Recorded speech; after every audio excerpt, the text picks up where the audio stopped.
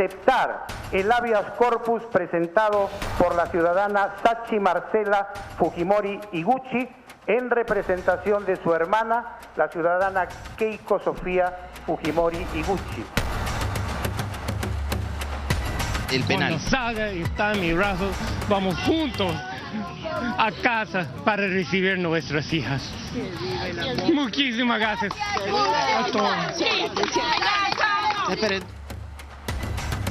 Se declara fundado el recurso de habeas corpus que presentó la defensa de Keiko Fujimori y en consecuencia anular la prisión preventiva.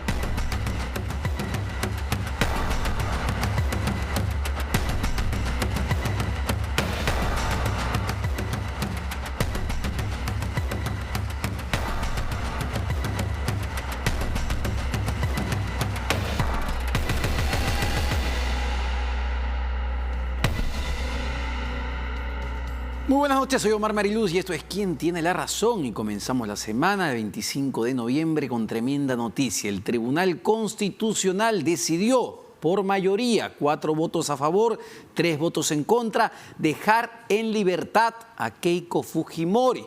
Aceptó el habeas corpus que presentó la hermana de Keiko Fujimori, Sachi Fujimori, y finalmente decidió que la prisión preventiva tenía que revocarse luego de año y un mes, año y casi un mes que Keiko Fujimori ingresó a prisión. Le habían dado 36 meses de prisión preventiva. Finalmente, una sala de apelaciones decidió rebajarle esa prisión a 18 meses, pero finalmente el Tribunal Constitucional, máximo órgano que interpreta la Constitución, decidió que la prisión preventiva había sido excesiva en su caso. Para analizar el tema, porque hoy día también Keiko Fujimori tenía, entiendo, tenía una declaración con el fiscal José Domingo Pérez sobre los aportes que habían hecho los empresarios a la campaña del 2011, pero para analizar todos estos puntos y todos estos ángulos estamos ya con la abogada de Keiko Fujimori, la doctora Juliana Loza, a quien le agradezco por acompañarnos esta noche, y en principio saber las reacciones. Yo imagino, y lo hemos visto, que esta noticia, la decisión del TC ha sido tomada con alegría dentro de la familia y los allegados al fujimorismo, pero ¿qué viene hacia adelante? En principio, ¿cuándo estaría saliendo Keiko Fujimori? Gracias, Omar. Muy buenas noches. Por lo que ha informado el Tribunal Constitucional el día de hoy en una conferencia de prensa, el día jueves nos van a notificar recién la resolución. Recién en ese momento vamos a tener conocimiento de los fundamentos que amparan nuestra demanda y a partir de ese momento empieza el trámite ya de la ejecución de la orden de libertad a fin de obtener la liberación de Keiko Fujimori. Nosotros esperemos que si no se pueda concretar el jueves, sea más tardar el día viernes, que podamos cumplir los trámites correspondientes en este caso. Ahora, ¿puede afectar ya en el tema, digamos, administrativo de todo el procedimiento la huelga del Poder Judicial? Es cierto que hay una huelga de trabajadores del Poder Judicial. Nosotros esperamos que, siendo un proceso de habeas corpus en la cual lo que está en discusión es la urgencia en reponer la libertad a una persona que ha sido privada de ella por más de un año, sea en este caso atendida. De por sí los habeas corpus merecen una atención especial, no solamente en el caso de Keiko, en general son casos de urgencia, más aún cuando lo que está en cuestión es la libertad de una persona, y sí esperamos sinceramente que no puedan afectar el trámite para la ejecución de libertad. Ahora, hay que aclarar un punto para el público que es importante, y el TC, el Tribunal Constitucional, se ha pronunciado no sobre el fondo del asunto, es decir, y eso me gustaría que lo comente, la investigación a Keiko Fujimori por lavado de activos y por obstrucción a la justicia va a continuar en el Poder Judicial. El TC se ha pronunciado sobre una especie de medida cautelar que es la prisión preventiva. Así es, nosotros lo que demandamos en el ámbito constitucional y que lo sustentamos el 25 de septiembre de este año, al día de hoy ya 2 meses de la audiencia, es que a Keiko Fujimori se le había privado de su libertad no cumpliendo los requisitos que establece el Código Procesal Penal para imponer una medida tan grave como es en este caso la privación de la libertad. Y en ese sentido, el tribunal, al menos por lo que el día de hoy ha informado, ha amparado la demanda y ha sostenido que la privación de libertad de Keiko Fujimori, dada en ninguna de las 3 instancias, tenía que haber sido avalada. Se ha declarado nula tanto la resolución de primera instancia, la de la Sala Penal Superior y de la Corte Suprema, que terminó reduciendo la prisión a un plazo de 18 meses. Nosotros consideramos que en verdad sí han sido atendidos los agravios que planteamos, porque en verdad hay algo que hay que puntualizar, Omar, y creo que es un mensaje que debemos de dar como país, que en este caso, si algo hemos visto en los últimos tiempos, sobre todo en este año, es un uso excesivo de la prisión preventiva. La prisión preventiva es la medida más grave que se la puede dar, una medida de coerción cautelar de carácter personal más grave a cualquier procesado. Y se da solamente en casos excepcionales. Sin embargo, hemos asistido en los últimos meses a constantes actos de aplicación de la prisión preventiva en casos donde no existía peligro de fuga, como el caso de Keiko Fujimori, y no existía ni siquiera presunción de obstrucción de la justicia. Ahí detengámonos, porque para mucha gente la decisión que ha tomado el Tribunal Constitucional realmente puede ser criticada, en el sentido que hemos escuchado a Jorge Yoshiyama, sobrino de Jaime Yoshiyama, en el reciente testimonio de noviembre que le da el fiscal José Domingo Pérez, señalar que Keiko Fujimori no solamente conocía de los aportes de Odebrecht a la campaña, que eso ya iría por el fondo del asunto, sino que efectivamente se buscó presionar a aquellos falsos aportantes que se tenía. Eso constituye obstrucción a la justicia. Y la segunda pregunta es, se pidió el testimonio de Jorge Yoshiyama, pero entiendo que finalmente no se incluyó.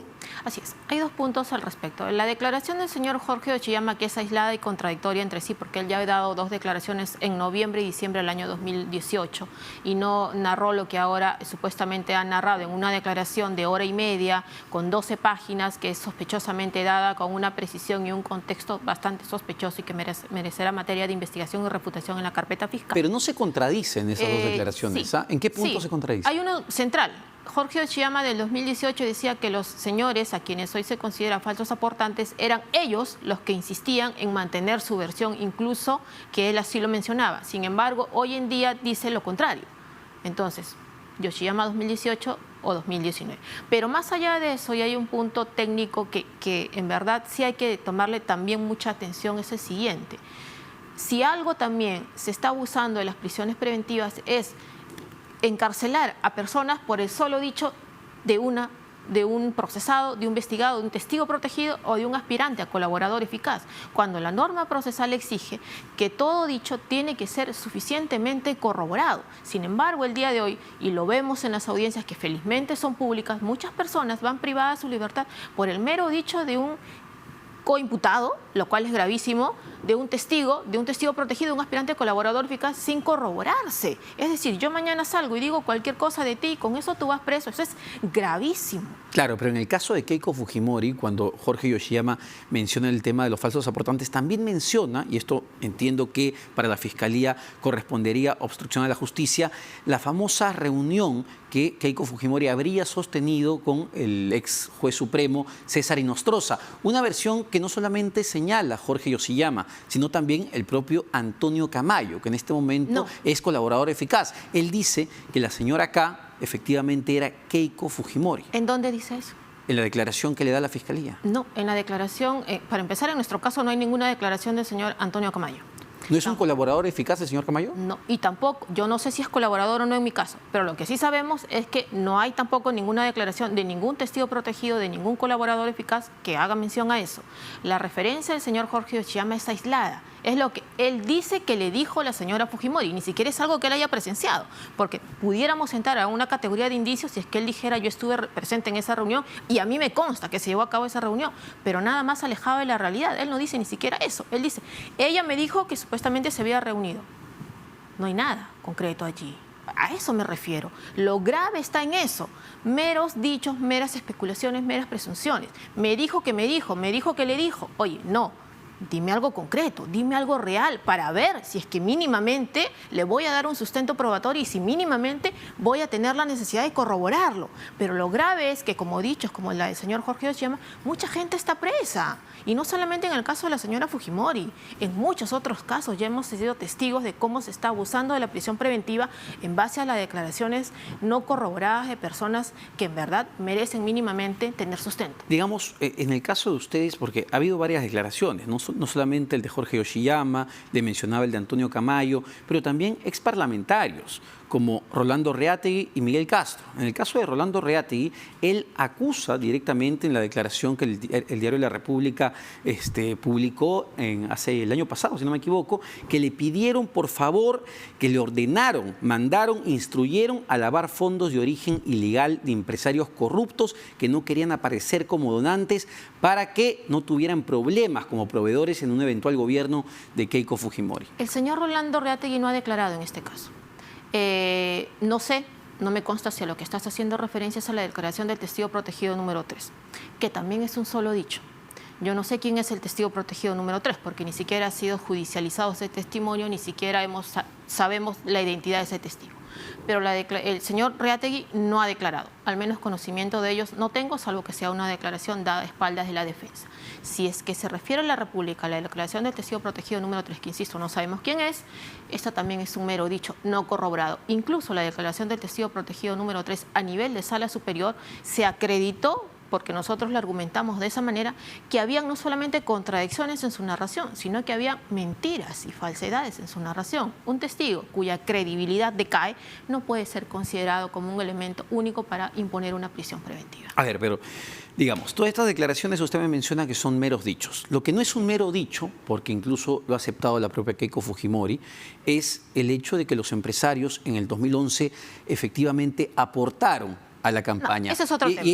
Pero es un tema que de todas maneras está vinculado, ¿no? Porque, a ver, Jorge Barata, que era también un empresario en el 2011 en ese momento, dijo que le entregó $1 millón a Fuerza Popular y $200.000 a través de la CONFIEP, cosa que la CONFIEP ha aceptado. Entonces, ¿qué parte de la declaración, por ejemplo, de Jorge Barata le creemos? Si él menciona $1 millón a Keiko por acá y $200.000 por el lado de la CONFIEP y efectivamente la CONFIEP reconoce que recibió esos $200.000, ¿por qué tendríamos que pensar que va a mentir sobre el $1 millón? Dos cuestiones. Centrémonos en lo último que acabas de mencionar, porque ahí hay una gran distorsión respecto a los aportes que recibió CONFIEP para las campañas que hizo CONFIEP.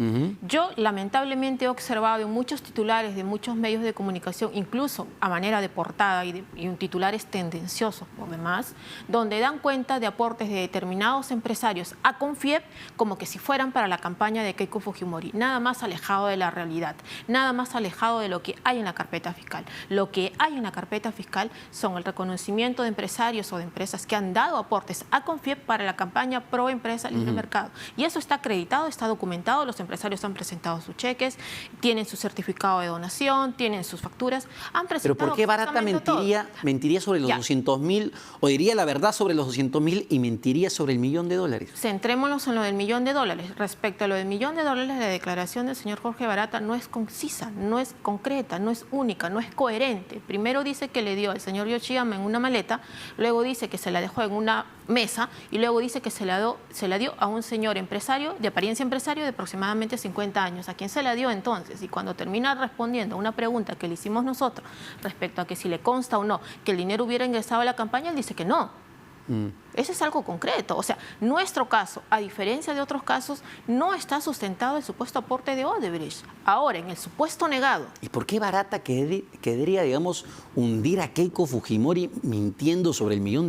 Bueno, a Keiko no la ha hundido. De Keiko ha dicho que ni solicitó, ni recibió, ni agradeció aporte alguno y que no le consta que haya conocido aporte alguno. Además, la describió como una persona fría y distante. Y en una última declaración, si bien no dada en nuestro caso, él dijo que Keiko Fujimori, a diferencia de otros empresarios, fue excepcionalmente jamás fue receptiva con la empresa Odebrecht. O sea, si tú te das cuenta, en el caso de Jorge Barata para con Keiko Fujimori siempre ha sido muy claro. Bueno, yo acá tengo la declaración de Jorge Barata del 28 de febrero del 2018 que le hace el fiscal José Domingo Pérez y él detalla incluso los aportes. Él habla de este $1.200.000 de una primera armada de $500.000 a Jaime Yoshiyama y al exministro Augusto Bedoya Camaré, y luego en la segunda vuelta dice le dimos $500.000. Nosotros textualmente, nosotros habíamos tomado la decisión de aumentar $500.000. Yo estuve en esa declaración, por eso te la estoy Entonces, resumiendo. ¿por qué no es conciso? Si ahí muy claramente dice que ellos habían tomado la decisión. Te la estoy resumiendo. Es una declaración de muchas horas y no solamente tiene ese párrafo. Sí, tiene claro. muchísimas páginas. Yo estuve presente, por eso te la estoy comentando. ¿No le pareció conciso esa declaración, digamos, este párrafo en particular? Es que Lo que pasa es que uno no puede mirar un cuadro en una punta, hay que mirar el cuadro completo. Pero sí, digamos, Fuerza Popular recibió 3.650.000 dólares del BCP, como lo ha declarado el señor Dionisio Romero. Dinero de fuente lícita, debidamente documentada, contabilizada, conforme ya lo ha presentado documentadamente el señor Dionisio Romero la semana pasada. ¿Pero por qué se mintió sobre ese dinero? Porque Keiko Fujimori, en una declaración, dice tajantemente que ellos han bancarizado y declarado absolutamente todo el dinero. Sin embargo, este dinero no fue bancarizado porque se entregó en maletines y no fue declarado. ¿Por qué mentirle a la población? Bueno, no es una mentira. Había en este caso, sí, un compromiso de reserva y ella ha respetado el compromiso de reserva por lo mismo que ha declarado el abogado del señor Dionisio Romero dice que él no le pidió ninguna reserva a Keiko Fujimori. Ahí vamos a entrar a dos cuestiones. Yo no voy a entrar aquí, el declarante es el señor Romero, no es el abogado, sin duda alguna, y eso se respeta. Pero desde el momento en que el señor Dionisio Romero fue textual y explícito, tanto en un comunicado cuanto en su declaración, de que si tenía el temor, porque él lo pidió de esa manera, que no sea bancarizado, incluso ha dado una entrevista a un medio de comunicación al día siguiente, era por temor a las represalias que pudieran sufrir sus empresas, él y su familia. Desde luego había allí un compromiso implícito de reserva y Keiko la ha cumplido, como la ha cumplido el señor Jaime Oshiyama. Claro, pero insisto, ¿por qué la necesidad de mentir si era dinero finalmente que venía de fuente lícita? Yo entiendo que es muy difícil para ciertos sectores entender y establecer o presumir que pueda ser una mentira. Nosotros somos muy claros en este caso que no ha habido una mentira. Lo que ha habido en este caso es el compromiso de reserva de la información y que de esa manera, una vez el señor Dionisio Romero levantó esta reserva de información, Keiko Fujimori reconoció este aporte. ¿Cuánto dinero recibió en total efectivamente Keiko en la campaña del 2011? Yo no tengo esa precisión contable. Mal haría en darte un número en este momento, sería muy irresponsable de mi parte. ¿Por qué no quiso declarar el día de hoy ante el fiscal José Domingo Pérez sobre estos temas? No es que no quiso. Todo ciudadano, todo procesado tiene el derecho a guardar silencio. Y como bien lo dijo hoy día el fiscal José Domingo Pérez en la diligencia, este derecho, el hacer uso de este derecho no puede ser utilizado en su contra. Y eso es por mandato constitucional. ¿Por qué hicimos uso, o en este caso Keiko Fujimori hizo uso de su derecho a guardar silencio? Porque consideramos que no hay las garantías mínimas que respalden el debido proceso. Yo creo ¿En qué sentido? Algo hemos sido constante durante este año es que no hay un respeto al debido proceso. Estamos asistiendo sistemáticamente a filtración de documentación reservada e incluso secreta, que ni siquiera la defensa tenía información ni conocimiento de esta hasta el mismo día incluso que fue filtrado y publicado en un medio de comunicación impresa, lo cual afecta gravemente la reserva de la investigación y por actos que a nosotros a todas luces nos dan a entender que estamos todos menos ante un fiscal que pueda actuar con un criterio de objetividad como manda la Constitución. No puede ya afectar, digamos, y en el proceso que todavía va a continuar, entiendo, por bastante tiempo, no puede afectar la defensa de Keiko Fujimori el hecho de asumir un derecho constitucional que es no deseo declarar, pero no puede afectar el procedimiento, la investigación. No, de ninguna manera, a tal punto que el propio ordenamiento procesal penal le reconoce que si tú haces uso de tu derecho a guardar silencio en cualquier momento cuando lo consideres necesario y pertinente, puedes declarar o no. No hay una oposición, como bien lo dijo hoy día el fiscal. Hoy día el fiscal dijo, en efecto, es un derecho y esto no puede ser utilizado en su contra. Ahora, ¿cuánto tiempo? Porque una de las críticas que se le hace a la Fiscalía también del otro lado es que se demoran demasiado en presentar la acusación. Se le criticó esto con el caso Humal Heredia, entiendo que todavía ni siquiera está la acusación fiscal interpuesta de manera concreta en ese caso y entiendo que el procedimiento, claro, tú no puedes tener un año, un mes o 3 años a una persona con prisión preventiva. ¿Qué pasa ahí? ¿Qué pasa con el procedimiento en sí? Yo te voy a hablar por el caso de Fuerza Popular y la respuesta es muy simple. Esto demora, no hay acusación porque simplemente no hay elementos de convicción que sustenten una imputación por lavado de activos. Así de simple. No hay. Y donde no hay elementos de convicción que sustenten una imputación por lavado de activos, menos puede haber acusación.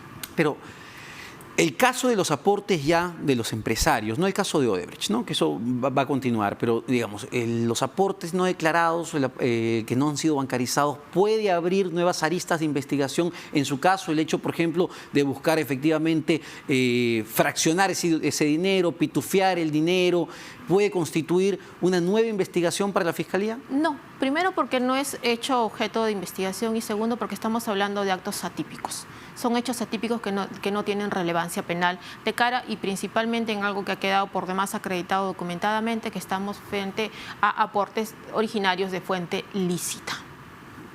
Vamos ya al caso de Keiko como persona. Me imagino que de todas maneras estar en la cárcel es una situación compleja y durísima para cualquier persona.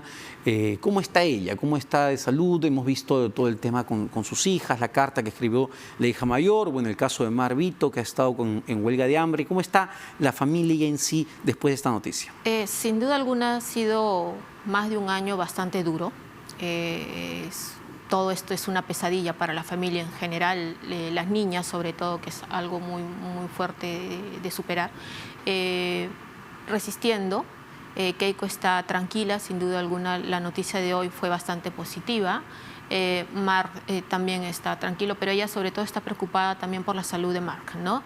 No es un momento muy fácil. Mark ha tomado una decisión muy radical, se le entiende, quizás no la podamos compartir, pero se respeta bastante la decisión, está en todo su derecho de hacer este acto de protesta en busca de justicia para su esposa y vamos a seguir enfrentando la justicia. Keiko está dispuesta y siempre lo ha hecho, ya lleva casi 19 años sometida a diversas investigaciones y en cada una de ellas siempre ha colaborado y siempre ha participado. En este caso lleva casi 4 años, digamos, dentro de esta investigación y no queda la menor duda que ella va a seguir enfrentando la investigación ahora en libertad y siempre aportando que ella es la más interesada en que los hechos aquí se esclarezcan. ¿Keiko tiene planeado viajar una vez que salga o va a permanecer en el Perú? Porque ella, entiendo, una vez que sale no tiene absolutamente ningún impedimento. La principal... digamos, el deseo que ella tiene hoy en día es estar con su familia y pasar tiempo en casa con su familia, disfrutar de sus hijas, llevarlas a colegio, hacer el día a día con las niñas. Yo creo que este año y un mes que le han robado en su libertad, que la han extraído de su familia, yo creo que necesita ser compensado en el seno familiar. Pero entiendo que ella no, digamos, si ella desea viajar a los Estados Unidos, no tendría absolutamente ningún impedimento. No tiene eso en mente por el momento, no. Y ella lo que quiere es estar en el día a día con las niñas, ayudarlas, llevarlas al colegio, compartir con ellas, compartir en familia, estar con sus padres, estar con sus hermanos, estar con Mark, es lo más importante para ella en este momento. Bueno, y sale en un momento complejo en el país, estamos a puertas de una elección parlamentaria para el 26 de enero. ¿Tiene pensado retornar a la política, a encabezar Fuerza Popular? No, bueno, ella ya lo anunció incluso públicamente. Ella no tiene intención alguna de participar en los comicios de enero. Insisto, Mar, si algo desea Keiko en este momento, y te lo digo de manera muy sincera porque soy testigo presencial de esto, es estar con sus hijas. Muchas gracias, Juliana, por estar acá en Quien Tiene la Razón. Juliana Loz, abogada de Keiko Fujimori, que saldrá en libertad, entiendo, entre el jueves y el viernes de esta semana. Vamos a ver cómo cambia todo el panorama a partir de ese hecho. Nos vamos a una pausa, no se vayan porque venimos con más, con un debate sumamente interesante de cara a las elecciones del 26 de enero. Viene Dítel Columbus, candidato justamente de Fuerza Popular con el 2 y Julio Arbizu, candidato de Juntos por el Perú con el número 5. Vamos a ver cuáles son sus propuestas.